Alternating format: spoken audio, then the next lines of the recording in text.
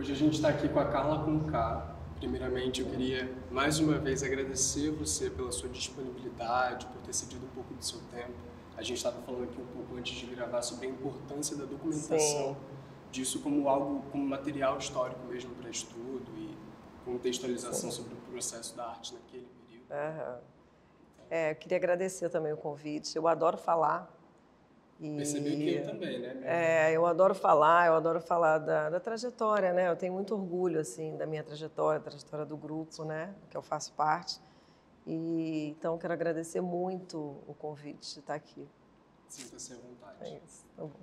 O seu grupo de palhaças ele é composto principalmente por mulheres que trabalham com isso, encontraram na arte da palhaçaria um novo destino, uma nova perspectiva de vida. Você pode contar para a gente sobre a criação do projeto, o desenvolvimento dele? Então, nós éramos todas atrizes, né? Enfim, não nos conhecíamos. Eu já conhecia algumas já se conheciam, mas eu não conhecia muitas pessoas do curso, né, de palhaçaria. E aí veio o Guilherme Angelelli, que é um argentino, para dar um curso aqui no Brasil de palhaçaria, que a Ana Luísa Cardoso trouxe. E na época da faculdade de teatro, todo mundo dizia eu queria ser atriz dramática. Todo mundo dizia que eu era engraçada, eu não queria ser engraçada, eu queria ser séria. Enfim, não sou engraçada, é séria. Todo mundo dizia clown, né? Tinha aquela coisa do clown, não, você é clown. Eu falava, gente, não tô vendo o que era isso, né? Clown e tal. E aí até que surgiu, no final do curso, a Ana Luísa foi lá na faculdade, que eu fazia aula na Cal, e falou desse curso, que ia ter um curso de clown. Eu falei, gente, aí todo mundo falou, você tem que fazer. Lá fui eu fazer o curso. E aí éramos, a maioria, mulheres, e só tinha um homem. E esse homem desistiu, graças às deusas. Por que eu falo isso? Porque se ele tivesse ficado, nós não teríamos virado um grupo só de mulheres, teria um homem. E como ele desistiu, já tipo, no segundo, terceiro dia, eu acho, ele já... Isso eu estou falando de 1991, tá? 33 anos, né, atrás. Então, assim, ele desistiu, foi embora e ficou esse grupo de mulheres só fazendo o curso. E aí eu fui me dando conta da liberdade que era fazer aquele negócio, entendeu? Negócio de palhaçaria. Eu falava, gente, isso é uma delícia, poder errar e rir, né? Não ter esse compromisso com o acerto, não ter esse compromisso com nada. Ser o que a gente é, né? Ser essa desgraça mesmo que a gente é, né? Porque, enfim, a gente é isso, né? Não dá para negar, enfim, essa vulnerabilidade humana, né? E aí todas começaram a gostar muito daquilo ali que estavam vivendo. E aí no final do curso, a gente falou com o professor, e agora? O que a gente faz? Foi um curso de 15 dias, onde ele deu, assim, um curso muito extenso. A gente já tinha ideia da nossa palhaça. A gente não sabia quem a gente era direito, mas a gente já tinha uma ideia, assim, sabe? Já tinha uma roupa, já tinha os narizes, enfim, a gente tinha uma ideia ali de quem a gente era. E aí a gente falou com ele, e agora o que a gente faz? Aí ele falou, vamos para a rua.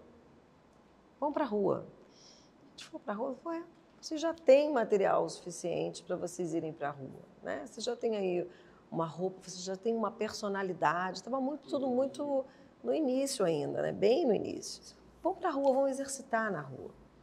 E aí era aquilo, quando a gente começou, nós éramos 13. E aí, enfim, né, foi saindo, quem ficou, ficou. Ficaram 7. E aí 7 começaram a sair. Todo domingo a gente começou a ir para a rua, para investigar.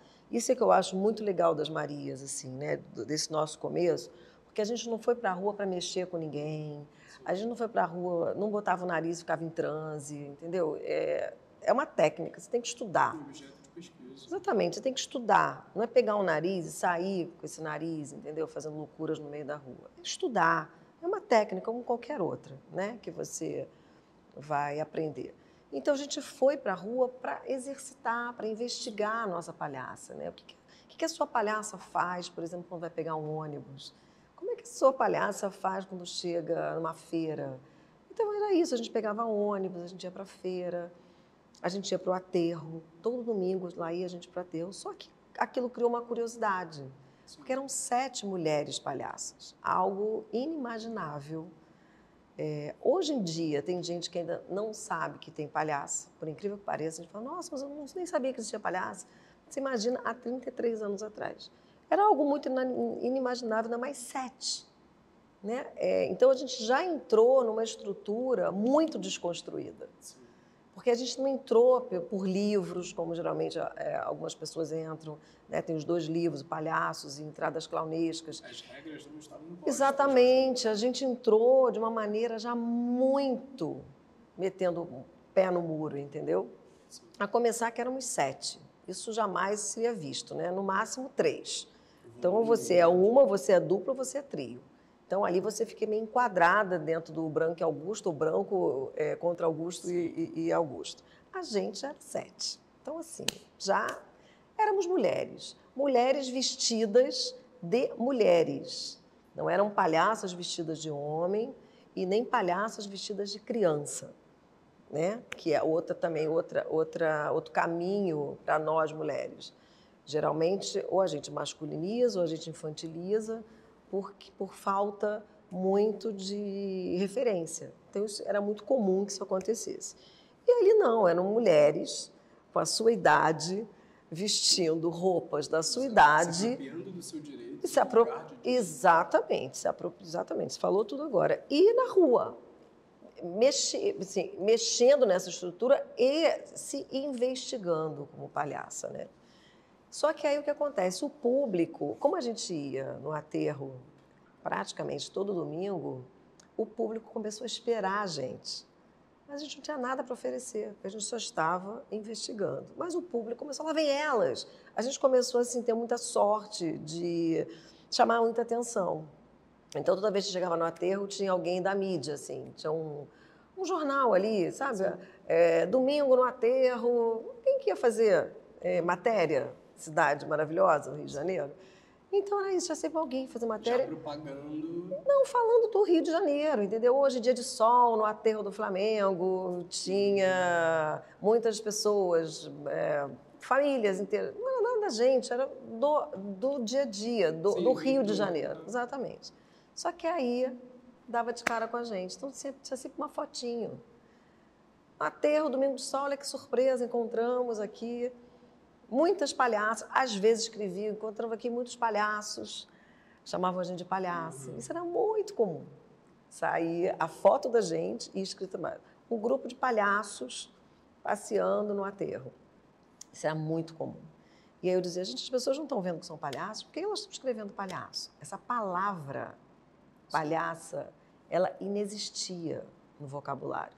Assim como hoje já está entrando a palavra palhace, porque já tem gente que não se encaixa nem no palhaço e nem na palhaça. Então já vem o palhace, que está entrando agora, é uma coisa muito nova, e tem gente também resistente a isso, né? Que é uma loucura, enfim. Ao mesmo tempo já ilustrando um período de execução um pouco mais rápido do que foi. Muito mais rápido, sim, muito mais rápido, porque a gente já meteu o pé no muro, né? Quando veio essa palavra palhaça, a gente já estava ali abrindo o caminho. Foi muito interessante você falar isso, porque para o palhaço entrar foi mais fácil do que para a palhaça entrar. Não estou dizendo que seja fácil, não, mas foi um pouco mais fácil do que a gente, porque a gente já entrou nessa estrutura, a gente já deu uma ruída nessa estrutura. Né? Então, assim, começou isso, era palhaço, palhaço, palhaço, e a gente dizia muito para o público, é palhaçar, porque as mães, né, falavam, olha, vem ver, olha o palhacinho, olha o palhaço. E ele dizia, não é palhacinho, é palhaça, é palhaça. E quando falavam da gente, era assim, olha a palhacinha, ele dizia, não, é palhaça. Porque vai para esse lugar do pejorativo, né? O homem pode ser chamado de palhaço, mas a mulher não pode ser chamada de palhaça. Por quê? Aí entra o recorte de gênero, que é onde a gente entrou e é onde eu me especializei. Porque para um homem não tem o menor problema. A gente chama um homem de palhaço também. Agora eu vou falar palhaça. Ai, não, é palhacinha. Não, gente, é palhaça. Qual o problema? E engraçado pensar que não é uma palavra que é nova no vocabulário. Sim, pois é. É uma palavra que Pois é justificativa para outros termos. Pois é, sim, enfim. Então, tinha isso, era palhacinha, heroinha, né? Não posso falar, não posso chamar essa mulher de palhaça, mas eu posso chamar um homem de palhaço. Então, assim, aí foi nesse tempo todo e a gente começou... Aí o público começou a querer saber da gente, quem são, e a gente criou um númerozinho bem pequeno para a rua. Porque começava a parar a gente para assistir, começou a fazer uma roda para assistir a gente não tinha nada, a gente falou, gente, vamos embora, né? Essas pessoas estão aqui, e a gente ia embora. E a gente falou, não, quem sabe? A gente fizemos uma coisinha pequenininha, aí fizemos uma bobagem mesmo, assim. E aí deu muito certo, as pessoas aplaudiram, gostaram, a gente falava, gente, acho que esse negócio está sendo bom. Vamos fazer um número maior? Aí a gente fez um número do casamento. E fez muito sucesso, assim. E aí a gente foi fazendo sucesso. Aí a prefeitura, se eu não me engano, na época, viu a gente, chamou a gente para inaugurar o Arpoador, aquele parque Garota de Ipanema. Aí lá fomos nós chamadas para aquilo, mas também não tinha nada. Então, vamos fazer o quê? Vamos fazer um espetáculo. Aí, mas sempre partindo da demanda... Exatamente, não era nossa ideia, entendeu? É claro, era tudo junto, a gente estava gostando daquela farra ali, né? A gente estava gostando de ser palhaça e pegando ali uma oportunidade, porque a gente era uma novidade. Enfim, aí fizemos um número, um espetáculo, e foi um pouco maior, para a inauguração, que foi Tem Areia no Maiô. E aí foi um sucesso, assim. Esse espetáculo foi um sucesso. A gente falou, gente, eu não estou acreditando. Chamamos um amigo na época, o Beto Brown, para dirigir, a Denise Crispum, irmã dele, para roteirizar, e, enfim, e foi um sucesso Tem Areia no Maiô. Assim, as pessoas nunca tinham visto aqueles 7 palhaças em cena. E detalhe, 2 palhaças grávidas. Então, assim, gente, não é pouca coisa assim, não. Hoje, a gente fala, uma palhaça grávida, mas 33 anos atrás, gente, não era pouca coisa, não. Você tem uma palhaça grávida dentro desse... Hoje, né, com o meu recorte de gênero, ver esse lugar da mulher na santidade, né, o quanto a mulher para a sociedade, dentro dessa estrutura patriarcal, capitalista, nós somos, né, colocadas num lugar de santidade. Santa ver uma mulher palhaça, rindo de si, né, se ridicularizando, né, falando da sua condição de mulher, enfim... Então, não era muito pouca coisa isso. E tanto que as pessoas chegavam na barriga da Isabel e da Geni e botavam a mão. Isso é barriga de verdade? Elas diziam, é de verdade. Nossa, mas era muita coisa para a cabeça das pessoas. E a gente foi fazendo sucesso. Só que aí... Bom, eu já entrei na história do grupo, né? Mas sim, é porque é isso mesmo. É porque é tudo junto e misturado, né? Enfim. E a gente foi fazendo sucesso, até que a gente começou a perceber que nós não éramos chamadas para os festivais. Os festivais mistos, né? De circo ou festival de palhaço de circo. A gente não era chamada. E a gente já tinha uma trajetória, a gente já era reconhecida, a gente já era as Marias da Graça, a gente já tinha 9 anos de grupo, né? Mas, assim, sempre com muita dificuldade financeira. A gente não passava nos editais. Quem passava nos editais eram os grupos mistos. Quem ganhava os patrocínios, tinha grupo que tinha patrocínio privado e patrocínio público. E a gente dizia, gente, não é possível, a gente não ganhava nada. E a gente falava, gente, não é possível. Mas a gente não tinha entendido ainda como o patriarcado funcionava, sabe? A gente não tinha essa sagacidade de entender o patriarcado, de entender essa estrutura, né? Esse mercado financeiro patriarcal.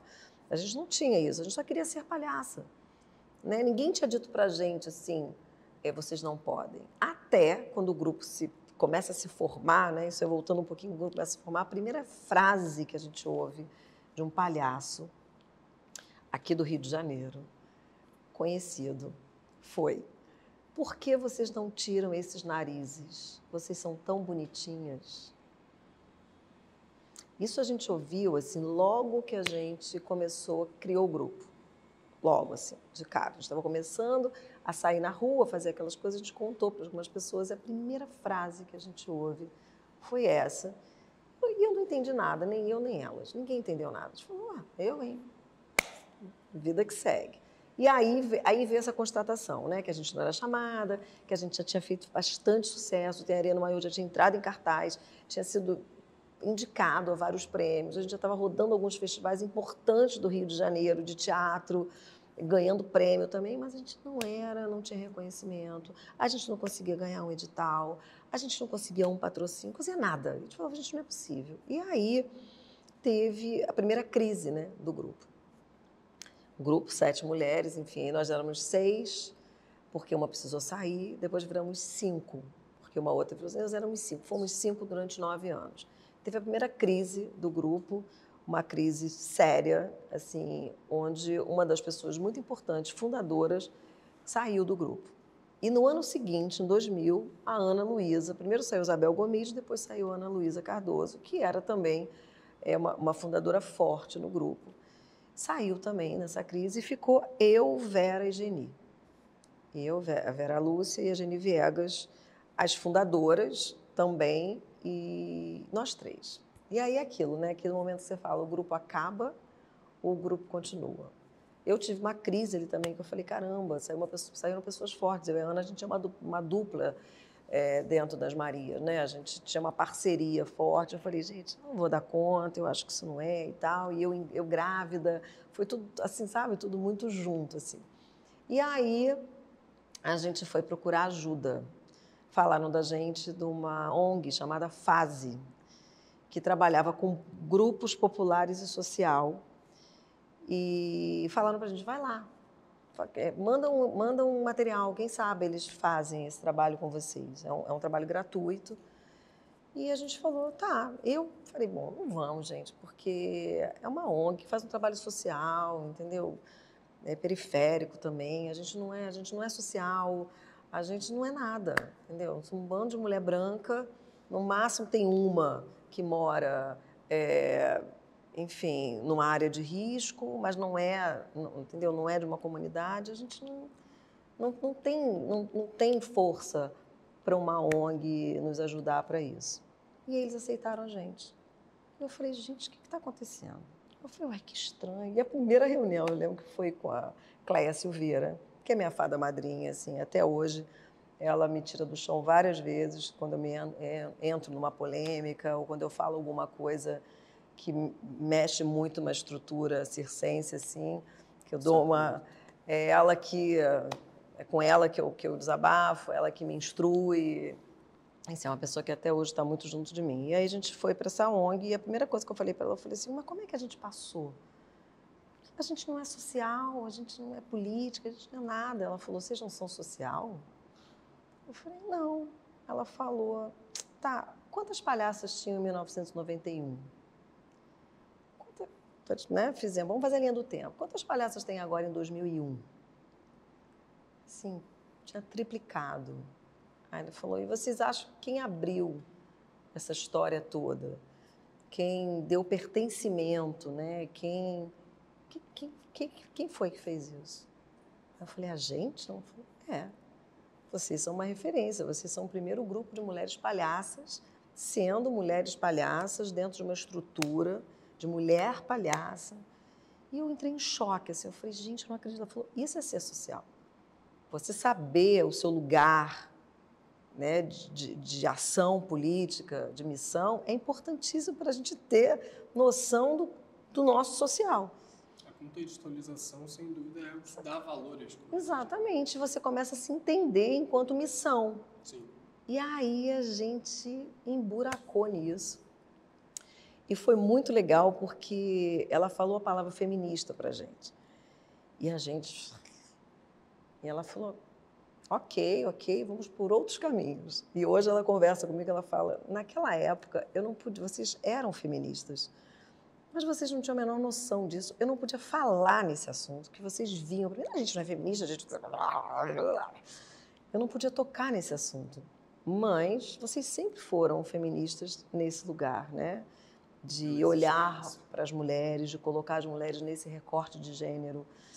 Enfim, e isso aos pouquinhos foi entrando, né? Ela foi trazendo e ela falou para a gente, assim, uma frase que eu falo para minhas alunas, eu falo muito isso. Ela falou para a gente, olha, só uma mulher reconhece o trabalho de uma outra mulher. Então não adianta vocês irem tentar pegar dinheiro num sistema político patriarcal. eles não vão te dar dinheiro. Quem vai dar dinheiro para vocês são as mulheres. Então, saem em busca de ONGs e de fundos de apoio a mulheres, porque só assim vocês vão ter dinheiro. E aí, eu falo essa história até hoje, eu ainda me arrepio, porque assim, é isso, até hoje ainda é assim, né? Está melhor, a gente já deu alguns passos, mas a gente ainda precisa ter muito cuidado. E aí a gente olhou e falou, tá bom, e a gente saiu em campo, assim. E o nosso primeiro patrocínio veio do Global Fund for Women, que é um fundo internacional que dá apoio para mulheres que trabalhem para mulheres, por mulheres e pelas mulheres, que era o nosso caso. E a gente ganhou um valor para poder virar uma associação, pagar, né, burocraticamente, para comprar nosso computador, entendeu? Para se estruturar, para ter um CNPJ. Enfim, nosso primeiro dinheiro veio daí, a gente não estava acreditando que estava dando certo, né? E, ao mesmo tempo, nos entendendo também quem éramos dentro desse recorte, né, de gênero, e nos entendendo também um pouquinho mais sobre ser feminista. Porque, apesar, né, do nosso grupo ser feito só de mulheres, ele não era um grupo feminista. Sim. Ele se tornou um grupo feminista, com esse recorte, com esse olhar, a partir de 2001, quando a gente começou a direcionar as nossas ações e entender quem nós éramos, né? E vimos que até antes mesmo o grupo acontecia, a própria estrutura do grupo era uma estrutura que também, muitas vezes, dificultava a nossa existência. Sim. Enquanto mulheres. Então, assim, a gente precisa entender também que muitas vezes você é mulher, você está nesse contexto, mas você também pode não estar ajudando, favorecendo outras mulheres, sim, mesmo você sendo, né, mulher. Então, assim, é tudo muito complexo também. Né? Hoje, por exemplo, eu entendo, né, eu, por exemplo, feminista, e uma mulher preta feminista, eu tenho um lugar de poder muito maior ainda do que o dela. Né? Enquanto a gente está reivindicando trabalhos, né, em equidade de gênero, ganhar a mesma coisa, as mulheres pretas estão querendo descansar, porque elas estão trabalhando desde 5 anos de idade. Então, assim, as urgências, as necessidades são outras. Então, hoje em dia, a gente tem a palhaçaria preta, né, de terreiro que está aí, que a Antônia Vilarinho dá, enfim, a gente está... são linguagens que estão vindo que são super necessárias. Né? Até porque, independente do corpo, a representação, sim, ela é a mesma. Claro, claro. Sim. Sim, claro, e assim... Um sistema, né? Uma forma, uma estrutura de pensar. Sim, então, assim, isso tudo, essa consciência toda veio bem depois, assim, né? Cada vez mais forte agora.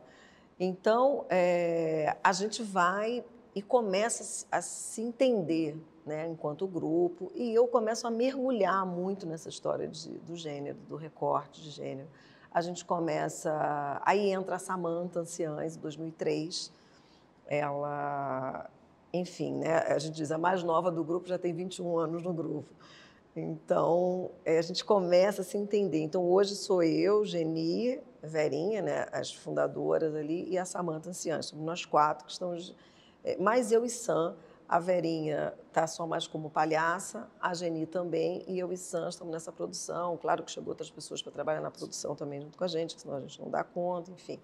E aí a gente começa a se entender dentro desse lugar, enquanto mulher, enquanto palhaça, enquanto recorte, né? Todas as frases que a gente ouviu, mulher não pode ser palhaça, a gente ouviu isso, assim, naquele primeiro momento, né, do grupo, onde a gente ouve a história do por que vocês não tiram esse nariz, a gente ouviu muito, mulher não pode ser palhaça, não existe mulher palhaça, mulher não pode ser palhaça.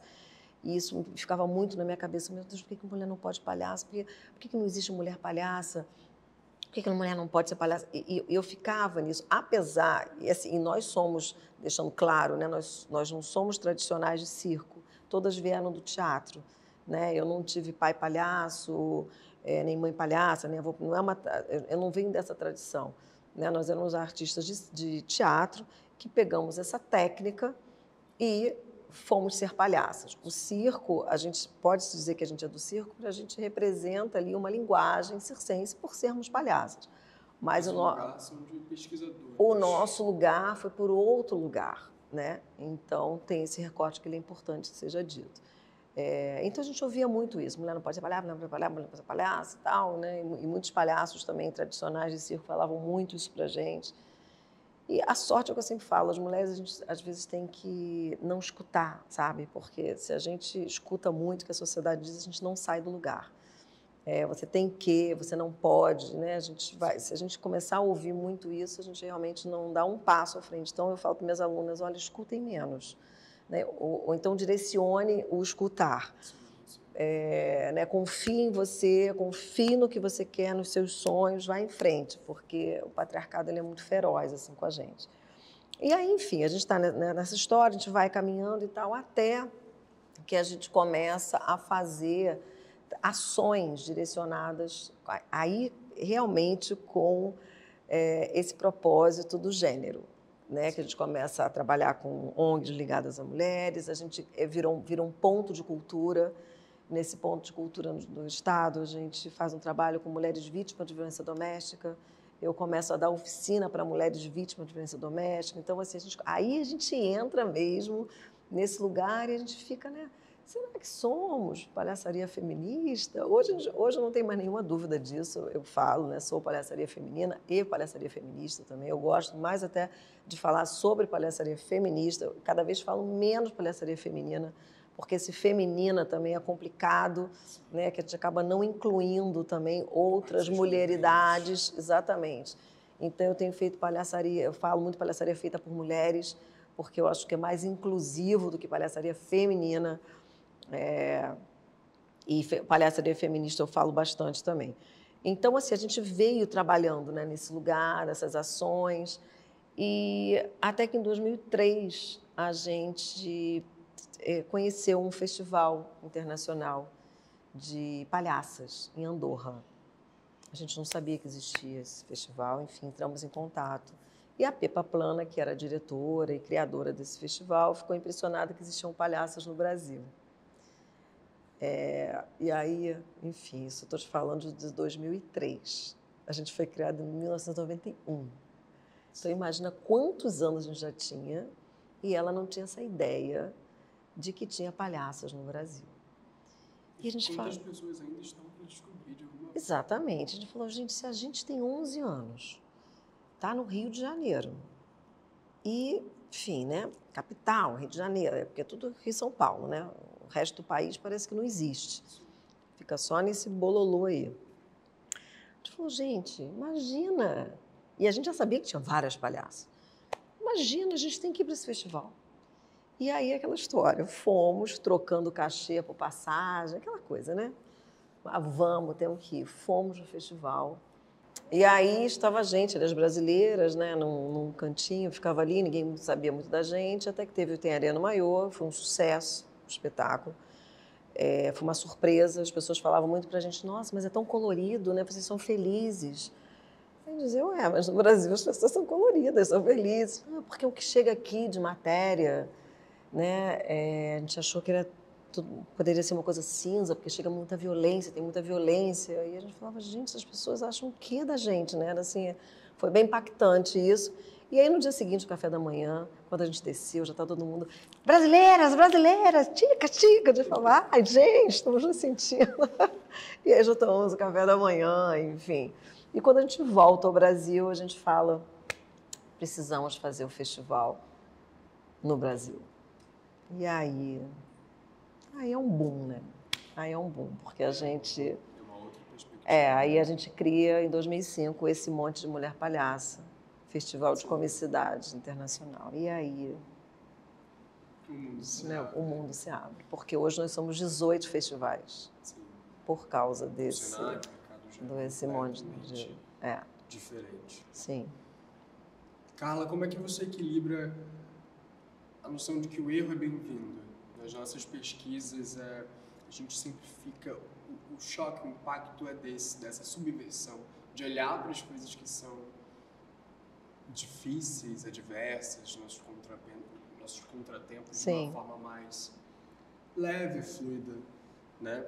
E ainda falando sobre os erros, é como que você sente que eles contribuem para o crescimento da gente como pessoa e também como ator palhaço. Então, eu sempre falo uma frase nas minhas aulas, a sua graça está na sua desgraça. Isso cada vez é mais claro para mim, não tem saída. Assim, a tua luz, ela está ali do lado da tua sombra. Então, a palhaçaria, ela faz isso, ela potencializa a sombra, ela mostra a sua sombra para você e você fala, nossa, mas ela é minha amiga. Eu até falo, convida a sombra para vocês estarem juntas, porque tá lá, né? E o que eu digo quando é a sombra? É aquilo que que sempre te assustou no seu dia a dia, né? Eu sempre falo muito também para as minhas alunas, vai no seu álbum de família e vê a foto de criança que você mais gosta. E lá você observa o seu sorriso, a sua pose e o seu olhar. A sua palhaça, o seu palhaço está ali. Antes de você colocar, assim, a primeira máscara, né? Que a primeira máscara que a gente coloca é para pai e mãe, para você ser aceito. Você precisa ser aceito, né? Então, você coloca a primeira máscara ali. Você já se distancia um pouquinho de você. Aí você cresce, vira adolescente. Aí você faz o que mais? Bota mais umas 5 máscaras. Na adolescência, então, você entrar naquele... Exatamente. Aí você se afasta mais um pouquinho de você. Aí você vira adulto. Aí você... E aí você vai fazendo isso, né? Ao longo da sua vida. Então, você vai se afastando cada vez mais de quem você é. Porque você acredita que realmente aquilo ali que você está se tornando ou se entendendo é o que a sociedade quer. Na verdade, não é. Na verdade, é, mas não é onde você vai ser feliz. Né? Você vai ser feliz ali naquele lugar onde você sempre foi ali atrás, né? Antes de você botar a primeira máscara. A palhaçaria ela vai fazer isso. Ela vai te jogar naquele lugar que sempre te disseram que era um lugar ruim, que era um lugar que você não ia dar em nada, né? Que era aquele lugar de... Mas as outras pessoas não são assim. Então, que é o lugar do erro, né? Que é o lugar do torto, que eu chamo do caminho torto. Né? A gente que é palhaça, né? E que estuda, enfim, que vai, a gente não tem problema da autodemolição. Eu sempre falo, quando alguém ri da gente, não está rindo da gente. Ela está se aceitando como é. A nossa função social acontece ali. Quando alguém ri de mim, é porque ela identifica em mim o que ela tem de errado. Porque a gente só ri daquilo que a gente reconhece. Então, ele identifica ali ou uma tia, ou ele identifica ali um tio, ou ela mesma. Então, a importância das mulheres também entrarem dentro da palhaçaria é nesse lugar, para essa mulher público que também vai assistir aquela mulher. Porque tudo que está ligado a nós, mulheres, está ligado sempre à excelência, né? Ao acerto. Se o palhaço é aquele que erra, que está no seu ridículo, e é mais permitido ao homem do que a nós mulheres, logo, então, mulher não pode ser palhaça. Porque o que está ligado a gente, né? A gente está ligada à dona de casa. Dona de casa erra? Não. Eu trabalho com mulheres vítimas de violência doméstica. Um feijão queimado, a panela inteira vai em cima dela. Mulher não erra. Dona de casa não erra. Mãe erra? Nossa Senhora. Vai uma mãe dizer que está exausta. Não quis ter filho? Né? A mãe nasce sempre gêmeos. Nasce o filho e a culpa. Sempre. Né? Tem países que a mulher tem que ser virgem, senão ela morre. Aquela moça que o cabelo saiu, né, do véu, morreu. Porque o cabelo errou. O cabelo não podia sair. Então, tudo ligado a nós, mulheres, é um lugar da seriedade. Como palhaça, né? Palhaço é aquele que erra e nós não podemos errar, então fica cada vez mais difícil a gente transitar. E aí eu entendo aquela frase, mulher não pode ser palhaça, mulher não pode ser palhaça, mulher não pode ser palhaça. Como você vai rir da sua mãe? Né? Como você vai... Só que a gente trabalha a partir do nosso ridículo. A gente não ri, isso fica muito claro quando as mulheres entram na palhaçaria, tá? Assim, porque a palhaçaria é feita pelos homens, e quando eu falo feita pelos homens e mulheres, é porque essa palhaçaria é mais clássica, mais tradicional, né, das esquetes, e ali você vê uma misoginia, você vê um racismo, você vê uma transfobia, porque eu dou aula disso, eu sei o que eu estou falando, eu li os 2 livros, enfim, eu e Ana Borges escrevemos um artigo sobre isso, então eu sei o que é. Quando as mulheres entram, as mulheres começam a falar da sua visão de mundo, a partir da sua perspectiva enquanto mulher e do ridículo, do não apropriada em termos de uma sociedade machista, patriarcal. Então, a gente vai rompendo, e as mulheres abriram essa porta, até para homens poderem usufruir também dessa liberdade. Para a mulher. Para a mulher. Sobre o lugar que ela... Exato, porque a gente não ri do outro, a gente ri com o outro. As mulheres, quando entram na palhaçaria, elas trazem isso muito forte. Porque, geralmente, a gente não ri, né, quando um palhaço está fazendo uma coisa, porque a gente é objeto de riso. Sim. Geralmente é assim. Se for pegar as entradas clássicas, é ali. A gente é sempre objeto de riso. É circunstancial, é sempre sobre uma representação, Sim. e não sobre o que você... Exatamente. E aí as mulheres mudam isso, né? Vem com uma outra perspectiva de visão da palhaçaria. A gente realmente vem com esse lugar da autodemolição, a gente realmente vem com esse lugar do ridículo. Eu falo muito assim, como é que o nosso riso é representado na sociedade? Né, das mulheres. Como é que as princesas riem? Quem gargalha? Bruxas e as mulheres de cabaré. Bruxas antes ou depois de fazer uma maldade, né? Aí a gente aquela risada. Mulheres de cabaré a serviço de um homem. Então o nosso riso é colocado nesse lugar, né? E aí, quando a mulher vem, quem nunca ouviu, né, a frase, as mulheres que vão me ouvir vão se ligar na hora. Tá rindo de quê? Tá rindo de quê? Ri mais baixo, tá querendo chamar atenção? Tá querendo dar para ele? Que riso é esse? O homem não tem volume na sua risada. Nós precisamos nos comportar. Quanto mais alto, inclusive, mais viril, né? Exatamente. Os homens são, né? Nossa, o cara é legal, conta piada. Vai uma mulher no meio de um bar com um copo de cerveja na mão, contando uma piada, gargalhando. Nossa Senhora! Não é mulher para casar, é mulher para se divertir.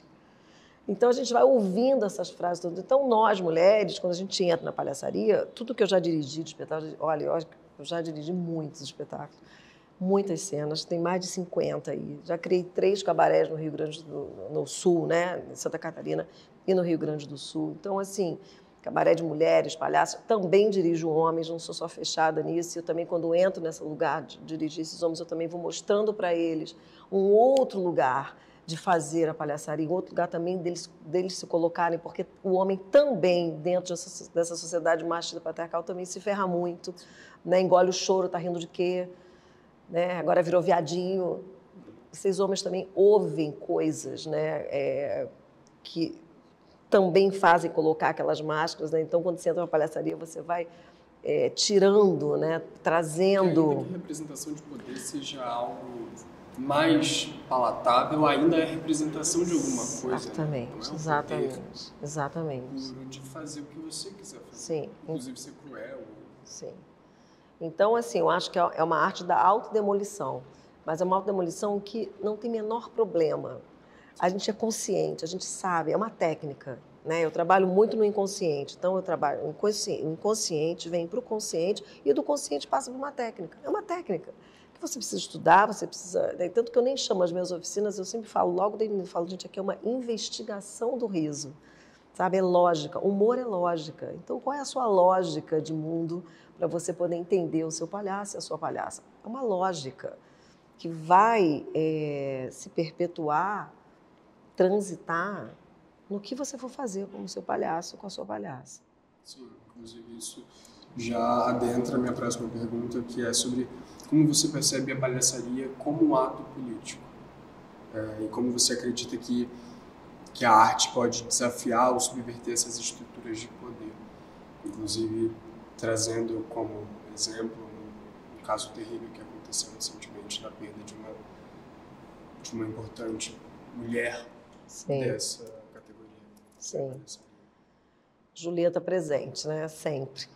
Enfim, tentar não me emocionar, porque quando fala, vem assim, né? Vem toda uma trajetória que a gente se encontrou em vários momentos da vida. Ela foi minha aluna, ela foi companheira de palco, ela estava no meu aniversário de 50 anos, enfim, e essa brutalidade, né, que aconteceu. E aí, essa história da mulher que se diverte, né?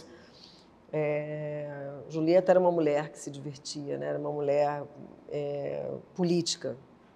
Eu acho só que em ser palhaça, eu já sou política, sabe? Assim, em me colocar nesse lugar, né? As pessoas às vezes perguntam assim, você faz projeto social? Eu falo, faço projeto social, mas eu já sou o próprio projeto social. Eu sou mulher e sou palhaça. Mais social do que isso, mais projeto social do que isso é impossível. Né? Assim, o que eu dirijo, todas as minhas direções, elas têm uma política ali por trás. Eu não consigo desassociar a palhaçaria, eu não consigo desassociar a minha figura ao ato de fazer política, porque todas elas vêm de uma reivindicação, todas elas vêm de uma opressão, né? São mulheres muitas vezes oprimidas dentro desse sistema, e eu pergunto sobre o que você quer falar, e quando ela vem e fala sobre o que eu quero falar, eu me vejo na fala dela. Não é só a fala dela, é a fala dela, é a minha fala, é a fala da minha mãe, é a fala da minha avó, é a fala de tantas mulheres. Então, para mim, isso é política, né?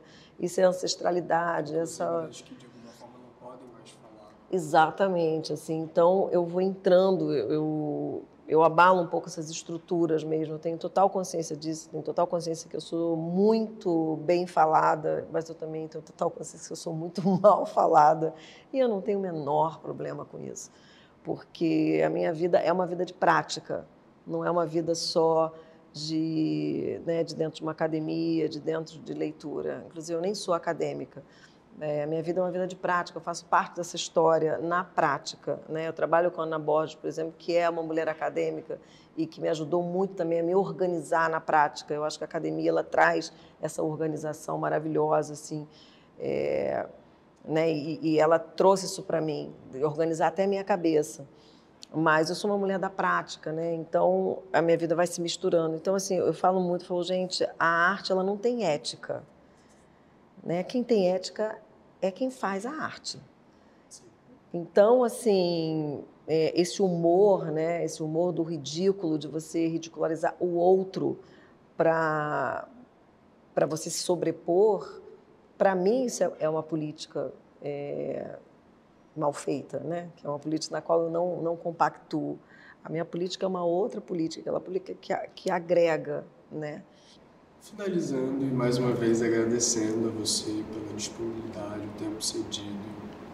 A entrevista ficou linda. É uma delícia ouvir você falar. Sim. E eu fico feliz, inclusive meu grupo também, de ter aqui a possibilidade de documentar o seu trabalho para a posteridade. Sim. E que venham muitas outras mulheres palhaças. Sim, nós somos muitas hoje em dia. Assim. Eu sou muito feliz com isso. Sim. Como você se sente vendo a sua trajetória, que é inspiração e pauta de estudo de jovens artistas? Ressaltando que você foi a nossa semente de curiosidade dentro desse de jovens artistas? De jovens artistas. Os que estão se iniciando, entrando no mercado hoje, descobrindo. Eu amo trabalhar com jovem. Sim, eu tenho uma turma bem jovem, assim, de alunas e alunos que estão entrando, né, que vão na minha oficina, que eu dirijo número, dirijo às vezes espetáculo também, e muitas vezes assim, eu me emociono quando eles estão ali em cena, porque é como assim, eu olhando, né, para esses jovens, eu vejo que tudo valeu a pena, sabe, assim, tudo que eu fiz, tudo que... Né? E, ao mesmo tempo, esses jovens também me renovam, porque a gente também precisa se renovar. Então, eu gosto dos jovens porque eles trazem, né, ousadias, trazem coragens que, muitas vezes, eu, às vezes, não tenho. Porque eu já estou até cansada mesmo, porque eu falo, ai, não, gente, que preguiça disso. Mas, a gente então... vai calejado. Entendeu? Eu falo, ai, já passei por isso. Aí dá uma preguiça, falo, ai, tá... Mas aí, assim, eu observando falar, eu vejo que tem uma perspectiva nova daquilo que é velho para mim, entendeu? Sim. Mas tem um outro olhar, e é isso que me interessa, assim, é esse novo, é esse frescor que o jovem tem que vai me renovando, sabe? Sim, a possibilidade de olhar para as novas urgências e estar sempre se atualizando. E, como a gente viu no seu relato, realmente, hoje as coisas já chegam com uma urgência de daqui a pouco serem subvertidas. E muitas vezes também não é nem jovem de idade, não, certamente, né? Não. Mas é jovem, tem também de idade, assim, né? é jovem de frescor mesmo, jovem de ideia, jovem jovem de existência, né? Por exemplo, quando chega a companhia, por exemplo, a Companhia Fundo Mundo, é uma companhia de São Paulo de pessoas trans. A gente trabalha ali junto, né? Então, quando eu ouço essas pessoas, quando eu vejo a perspectiva, né, da luta dessas pessoas, eu falo, olha, isso é jovem, né? Isso é jovem para a minha vida. Então, assim, é bem bom, bem bom. Muito obrigado, viu? A gente vai ficando por aqui. Obrigada.